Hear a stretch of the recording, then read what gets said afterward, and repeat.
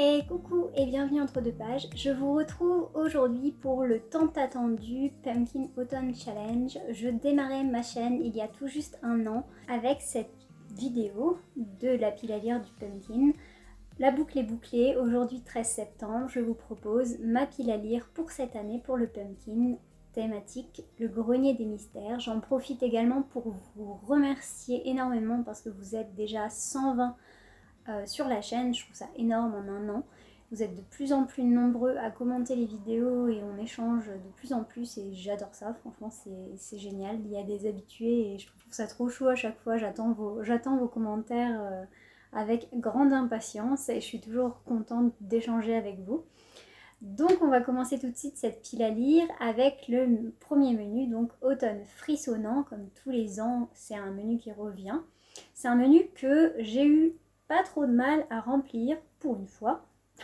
D'habitude j'ai vraiment beaucoup de mal parce que j'aime pas trop ce qui fait peur. Mais là les mots-clés m'ont plutôt inspirée, donc vous allez voir ça. Donc la première sous-catégorie c'était Gargare à la main de gloire. J'ai décidé de mettre d'abord une BD que j'ai empruntée à la médiathèque. Donc c'est Histoire à dormir debout de Pedro Rodriguez. C'est chez les Aventuriers de l'étrange. On est sur le thème de l'épouvante, de l'horreur et de la superstition, puisqu'on nous parle de chat noir, on nous parle de récits terrifiants dans la brume, histoire de fantômes, histoire à glacer le sang. Donc ça rentre parfaitement dans cette sous-catégorie, à mon sens. Ensuite, j'ai décidé de mettre Les voleurs d'histoire de James Riley, le tome 1, chez PKJ. Là, parce qu'il y avait dans les mots-clés voleurs, donc les voleurs d'histoire. On est sur une histoire avec un duo de personnages qui vont rentrer dans les livres et il va y avoir un espèce de twist dans l'histoire de ce que je comprends et je pense qu'il y a un des deux personnages qui va essayer de voler peut-être des éléments des histoires dans lesquelles ils vont rentrer. Ça me paraît plutôt sympathique. Et le troisième titre que j'ai mis dans cette sous-catégorie, il s'agit du Phare de Babel de Yannick Hanché aux éditions Moire. C'est un thriller huis clos dans un phare avec une tempête qui dure depuis quelques semaines visiblement. C'est un huis clos dans le froid et la tempête. Ça rentre, je pense, tout à fait dans la sous-catégorie du thriller un petit peu horrifique. On passe à la deuxième sous-catégorie. Il s'agit de Double Toil and Trouble. Avec mon superbe accent anglais, vous remarquerez. Dans cette sous-catégorie, un mot-clé avec le mot prophétie. Donc, j'ai décidé de mettre Jonathan Strange and Mr. Norrell de Susanna Clarke. C'est Moodstock qui l'a proposé dans sa pile à lire et qui a proposé aussi de faire une ELC dessus. Donc, je suis partante pour faire la LC. Pas en septembre, parce que concrètement, si vous avez vu ma pile à lire pour le Cocorico Challenge, il y a déjà Chronique du Pays des Mers qui est une sacrée brique. Je pense que celui-là, ce sera sur octobre, hein, concrètement. Donc ouais, ça promet plein d'aventures. Ça se passe en Angleterre, au 19e siècle. J'ai hâte de voir ce que ça donne. Je connais pas du tout Susanna Clarke. Elle a fait son deuxième roman il y a peu, je crois. Et elle en publie vraiment pas beaucoup, mais il avait eu son petit succès à l'époque, donc plutôt curieuse de voir ce qu'il donne. Le deuxième titre que j'ai mis dans cette sous-catégorie, j'ai tiré complètement, parce que c'est Les Chroniques de Prydain, le livre des trois de Lloyd Alexander chez Anne Carrière. J'ai envie de relire cette série et je cherchais où la mettre. Et je me suis dit, mais dis donc, dans les Chroniques de Prydain, il y a un cochon, et ce cochon, quand il met le nez dans l'eau, il a des visions de l'avenir, donc on peut appeler ça des prophéties. Concrètement, c'est un univers assez sombre quand même. On est sur de la fantasy celtique, gaélique, et de la fantasy assez traditionnelle avec des inspirations de Tolkien sans problème. On peut parler de tragédie, c'est de la trichouille, mais j'avais envie de le mettre. Et la dernière sous-catégorie de ce menu, c'est le folklore de Chippenden. Donc là, c'est une ref à Joseph Delaney et notamment à l'épouvanteur. J'ai choisi de mettre un autre titre de Joseph Delaney Aberration, le tome 2, l'avertissement de la sorcière. J'avais beaucoup aimé le premier tome et puis là je me suis lancée dans le deuxième. J'ai commencé, j'ai triché mais c'est pas grave parce qu'il est en pause depuis un moment donc je pense que je vais le reprendre. Et on est dans un univers avec des espèces de portails et des jeunes gens qui s'appellent des mouches de portail, donc ils sont envoyés par des espèces de magiciens dans ces portails et ces portails vont aller au-delà de la brume et dans la brume il y a des créatures cachées qui sont vraiment des créatures surnaturelles et obscures. On est dans de la fantasy, donc il y a les 3 mots-clés, créatures surnaturelles et fantastiques, obscures et fantasy. Pour ce qui est aussi avec les 3 mots-clés, j'ai choisi de mettre La Cité des livres qui rêvent de Walter Moers. Vous l'avez déjà vu, mais j'avais envie de le mettre aussi dans cette pile à lire là. Ça se passe avec des dragons, donc il y a des créatures fantastiques. On est dans de la fantaisie et ça a l'air assez obscur puisqu'il va aller dans un village, dans une ville où la lecture peut rendre fou et tuer. Donc potentiellement il y a quand même un côté obscur dans l'histoire. Je sais, je tire sur la corde. Et le 3e titre que j'ai décidé de mettre dans cette sous-catégorie, c'est Monstres fabuleux et autres amis littéraires de Alberto Manguel pour le côté créatures fantastiques et surnaturelles. Mais il va y avoir aussi des créatures humanoïdes créées par les auteurs.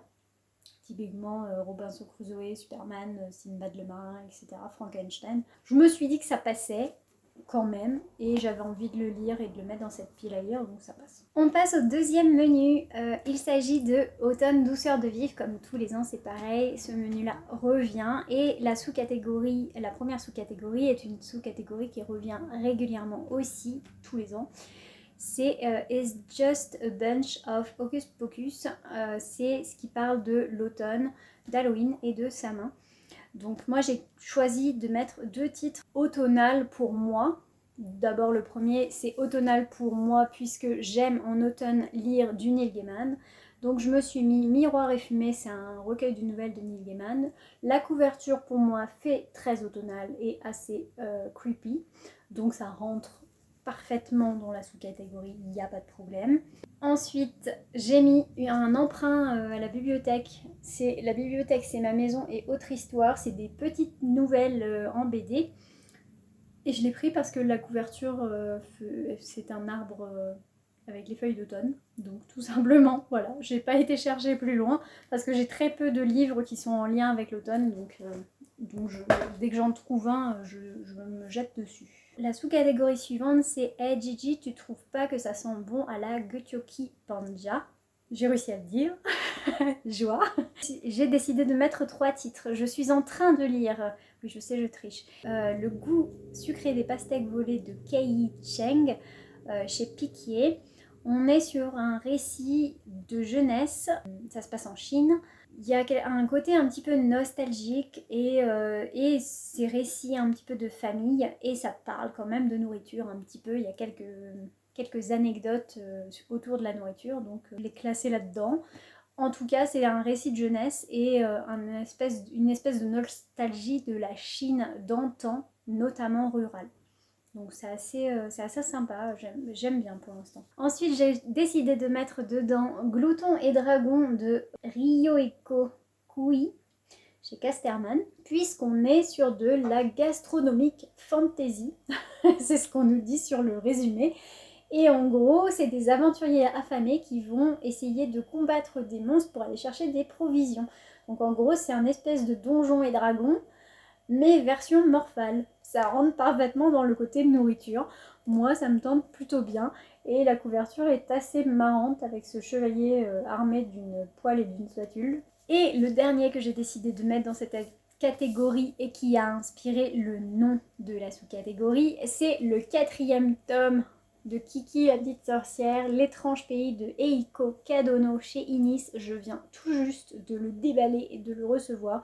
J'ai tellement hâte de lire ce 4e tome. De ce que j'ai vu, il y a 7 tomes qui vont paraître.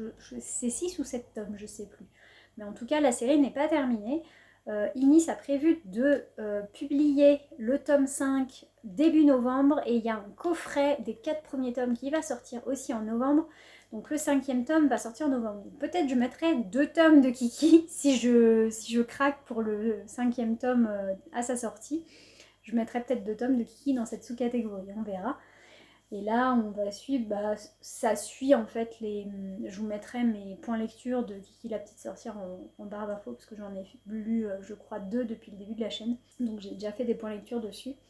Et c'est vraiment une série que j'affectionne tout particulièrement. Et là, on est en plein dans les mots-clés sur la jeunesse, la famille, le parcours initiatique et le côté bouffe, parce que ça parle de bouffe quand même beaucoup dans Kiki. Ensuite, on passe à la sous-catégorie suivante, c'est Il suffit de se souvenir de rallumer la lumière, encore une référence à Harry Potter, avec du coup plusieurs choses. J'ai décidé de mettre d'abord La philosophie du paresseux, apprendre à vivre libre, cool et heureux de Jennifer McCartney chez Idéo. On est sur un livre de développement personnel pour apprendre à ralentir.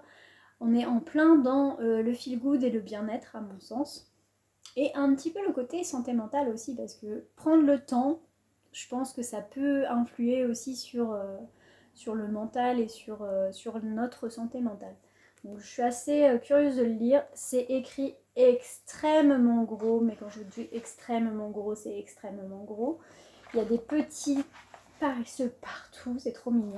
Voilà, donc j'ai trop hâte de lire celui-là. Pour le côté un petit peu émotion et toujours feel good, émotion et feel good j'ai trouvé, et puis un petit peu santé mentale parce que vu la thématique ça fait un peu référence à ça. On est sur Féline de Ui Reong-bu, c'est un auteur coréen publié chez Piquier.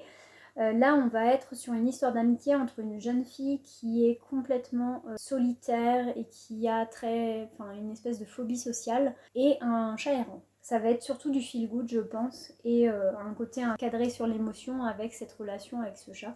J'ai hâte de lire ce bouquin. Et le dernier livre que j'ai mis dans cette sous-catégorie, je l'ai en numérique, je vous le mettrai ici, c'est Marcher, éloge des chemins et de la lenteur. Donc on est sur le même esprit que la philosophie du paresseux. C'est de David Le Breton. C'est un essai sur les bienfaits de la marche, sur la santé, sur le moral, voilà. Donc on est en plein dans cette quête de bien-être, un côté très feel good et il y a un côté santé mentale aussi parce que la marche, c'est prouvé que ça permet de se vider l'esprit des soucis du quotidien. Donc je suis assez curieuse de voir ce que donne cet essai. Et on passe à la dernière sous-catégorie de ce menu, c'est J'ai un dragon et j'hésiterai pas à faire feu. Il y a 2 aspects en fait dans cette sous-catégorie. Il y a le côté animaux. Donc j'ai choisi Pétale de Gustavo Borges et Chris Peter chez Kramiek. Donc c'est un album. Alors là on est dans le côté animaux, anthropomorphisme. Avec cette couverture là, avec ces animaux habillés comme des hommes. On est sur un conte, voilà, j'en sais pas plus, j'ai pas forcément envie d'en savoir plus, c'est une BD sans texte. On est en plein dans le côté illustré de la sous-catégorie également. On reste dans l'anthropomorphisme et les animaux avec Jefferson de Jean-Claude Mourleva. Donc là on va suivre un hérisson, c'est un polar qui va interroger notre rapport aux animaux.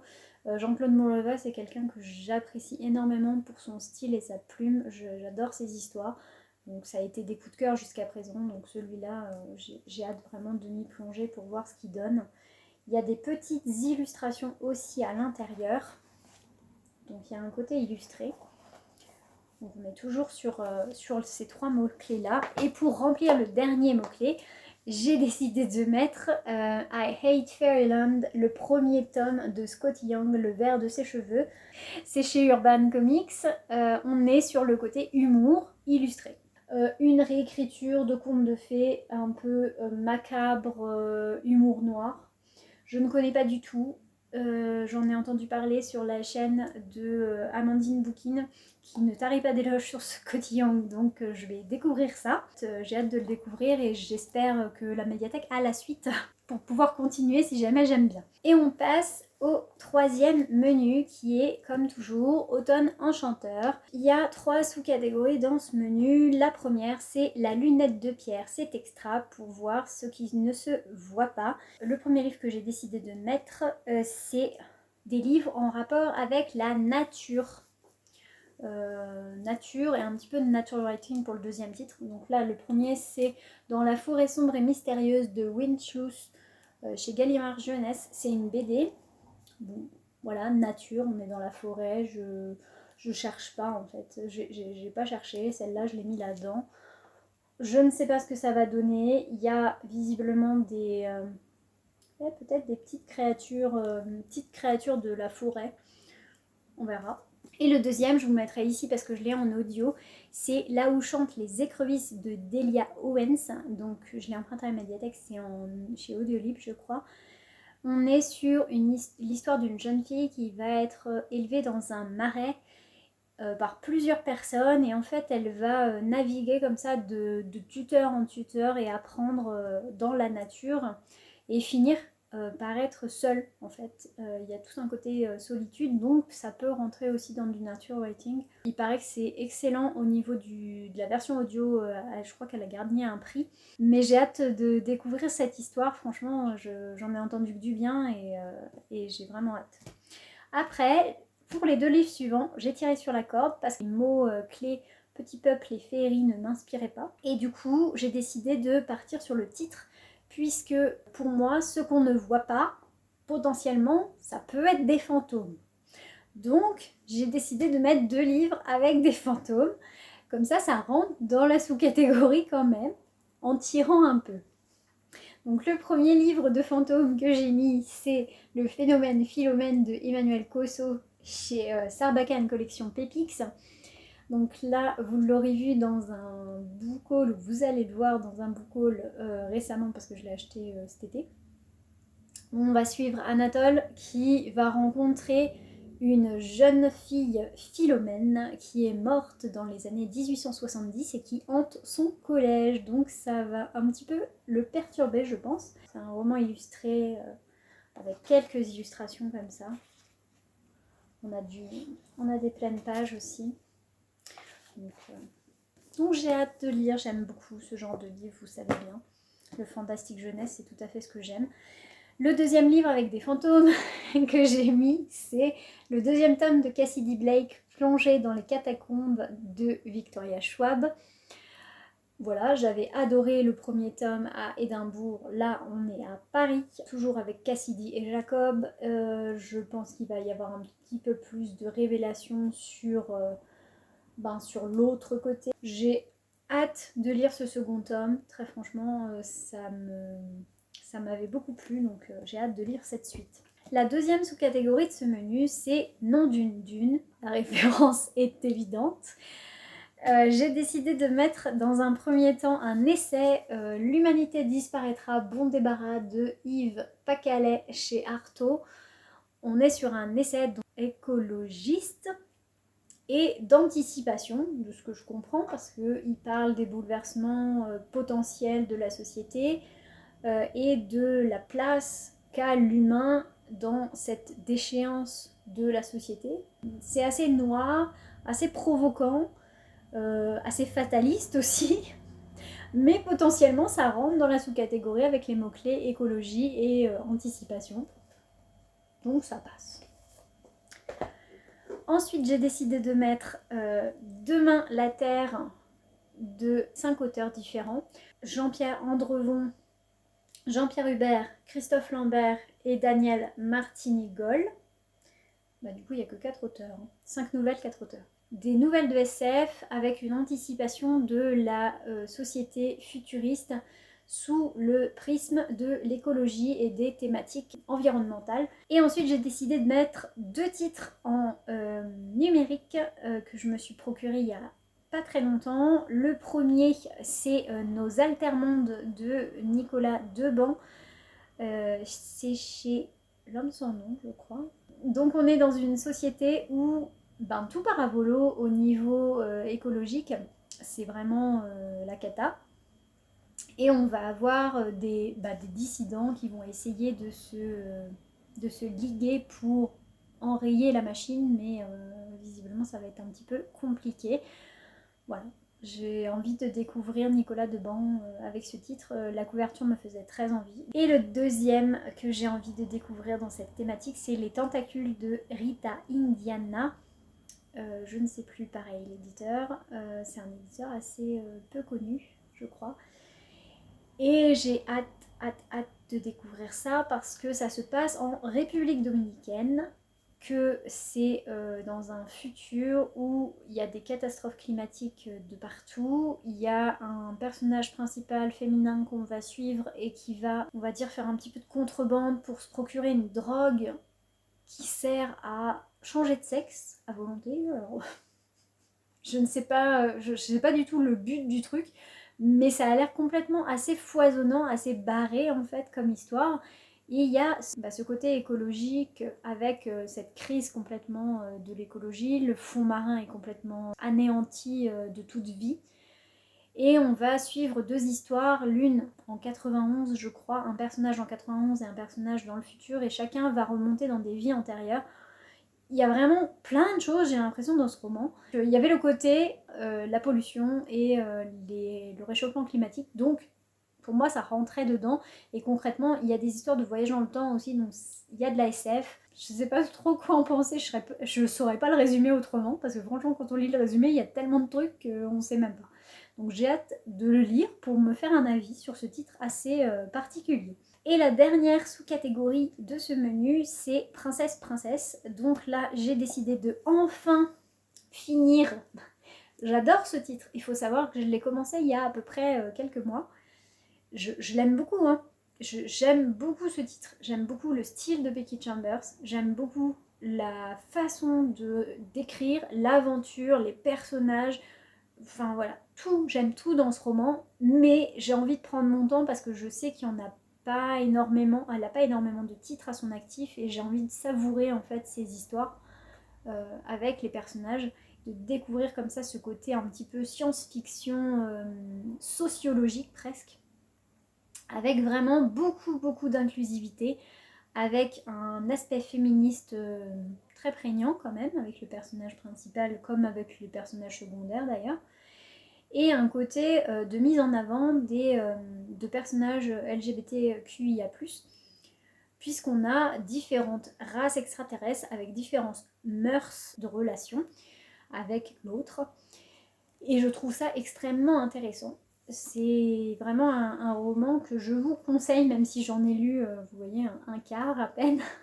Mais j'ai hâte de le continuer et de le terminer, celui-ci. Ensuite, j'ai mis un livre que je me suis procuré il n'y a pas très longtemps, Le meilleur coiffeur de Harare de Tenda Ushu chez Zoé. On est sur une histoire qui se passe au Zimbabwe avec un jeune homme qui est un crack de la coiffure, et il y a un autre garçon qui va se radiner dans le salon de coiffure. Il y avait une espèce de rivalité qui va se faire entre les deux, rivalité, amour-haine, on ne sait pas trop.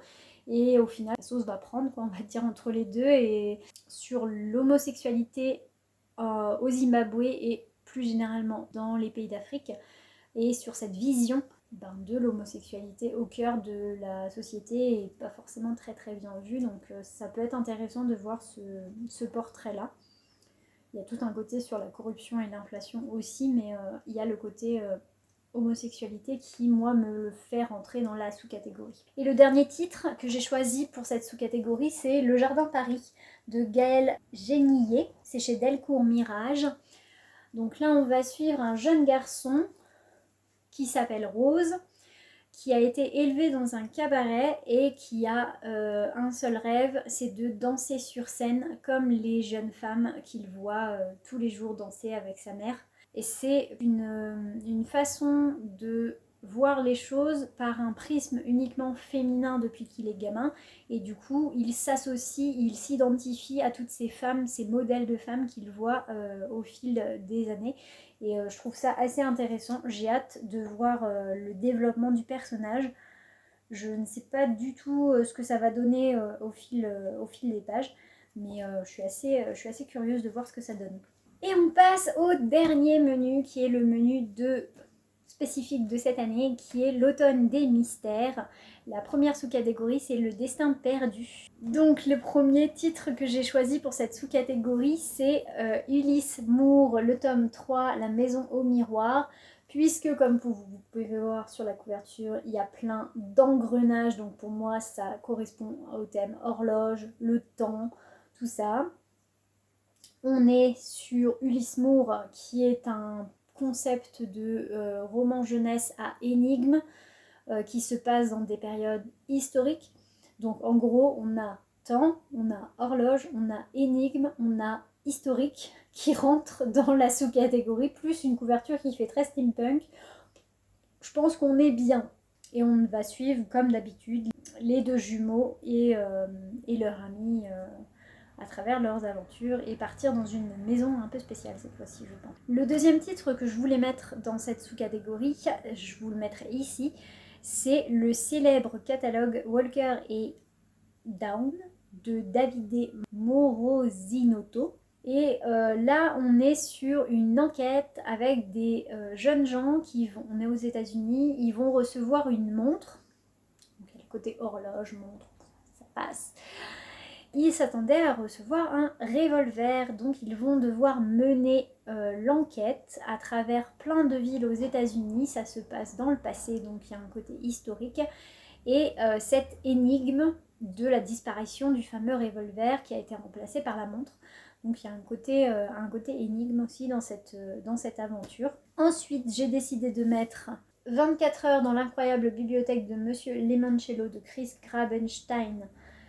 C'est chez Milan, un livre-jeu, un livre énigme, un roman où un mec qui ressemble fort à Willy Wonka dans Charlie et la chocolaterie va inviter des enfants dans sa bibliothèque un petit peu spéciale, concrètement, et leur soumettre des énigmes pour pouvoir sortir de là. Il y a des rébus, il y a plein de trucs, voilà, il y a des rébus comme ça à l'intérieur, donc ça rentre tout à fait dans la sous-catégorie. Le livre suivant, je l'ai commencé tout juste hier, c'est Lucas et les machines extraordinaires de Lisa Evans chez Bayard Jeunesse.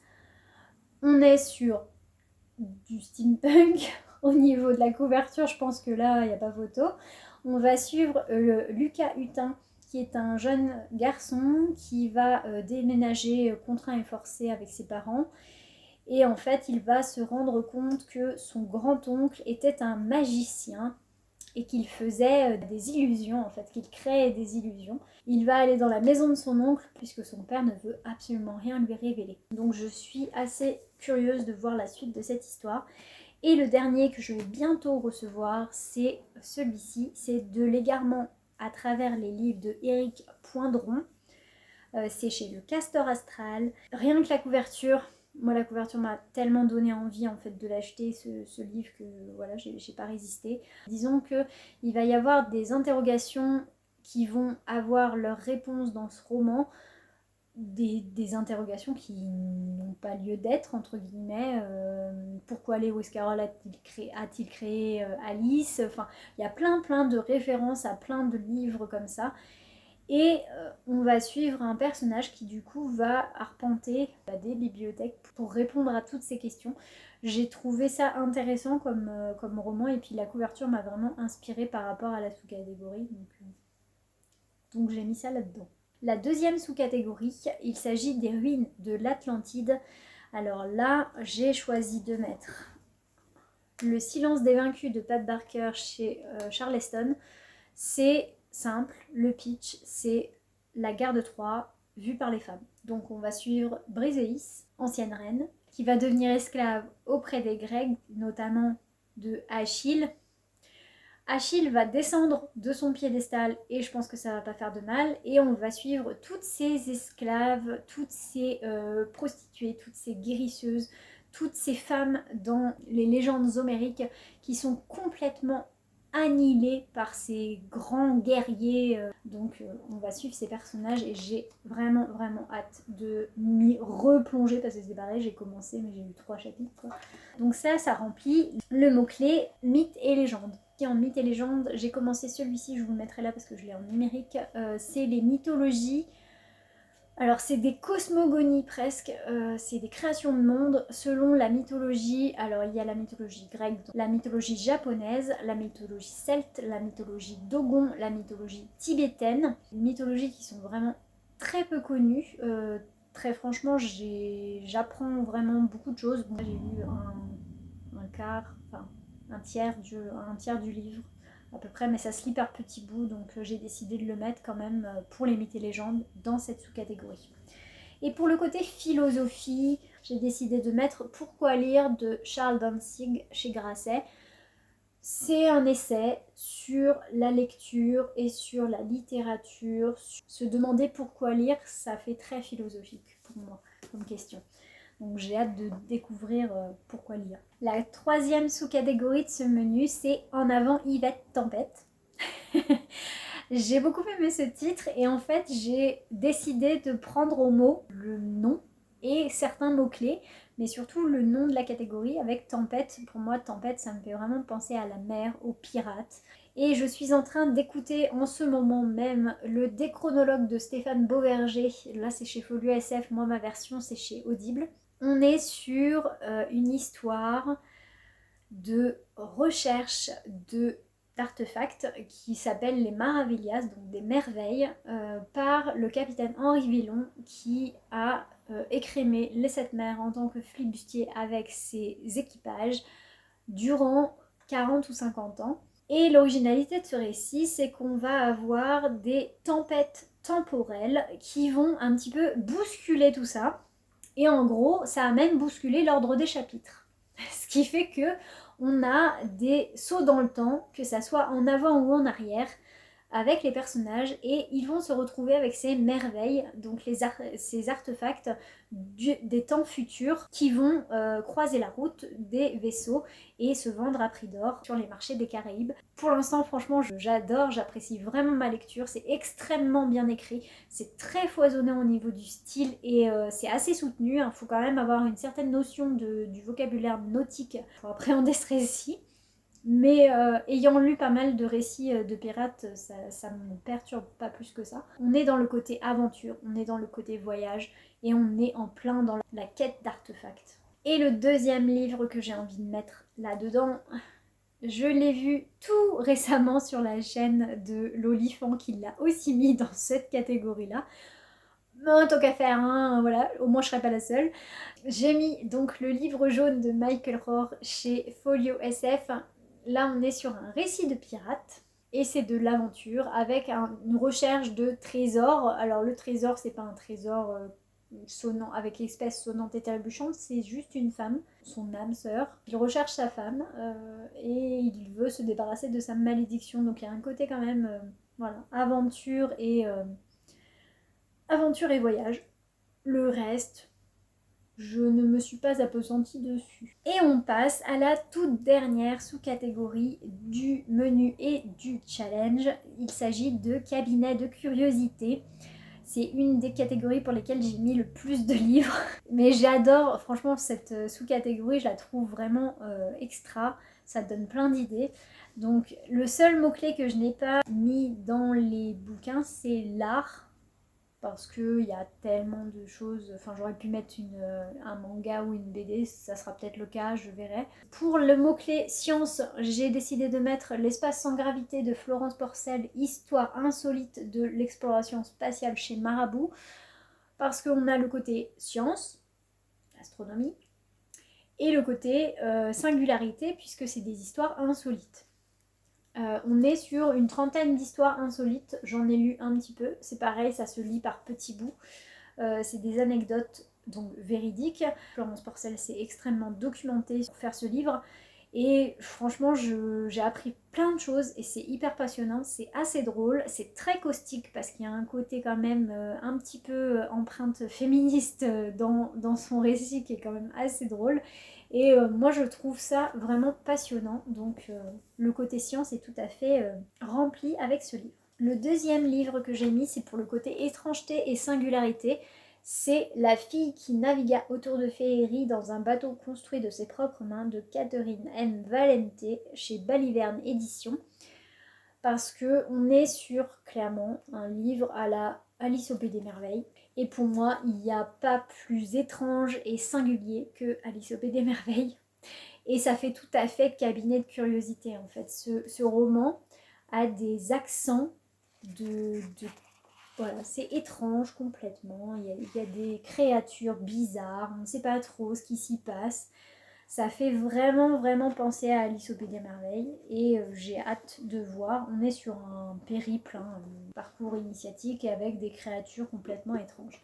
Ensuite, pour le côté un petit peu musée, alors j'ai tiré sur la corde parce que concrètement, il n'y a pas de musée dedans, mais ça peut rentrer quand même. C'est Les 100 visages de Sorian Nesh, l'affaire Touraine de Maxime Fontaine chez Gulfstream Éditeur. Je vais vous expliquer pourquoi musée, parce qu'il y a une agence, donc l'agence Sans Visage, qui mène des enquêtes et en fait Sorian Nesh se sert d'objets, de personnages historiques ou fantastiques pour mener ses enquêtes et se transformer en ces personnages, par exemple en Sherlock Holmes. Voilà, pour moi c'est assez singulier et assez étrange pour être mis dans cette sous-catégorie et l'agence recelant tous ces objets peut être assimilée pour moi à un musée, même si ce n'en est pas un. Ça rentre dans le côté cabinet de curiosité parce que c'est quand même assez curieux. Et le dernier livre que j'ai décidé de mettre dans cette sous-catégorie, je l'ai en numérique et c'est la deuxième fois que je vais tenter de le lire.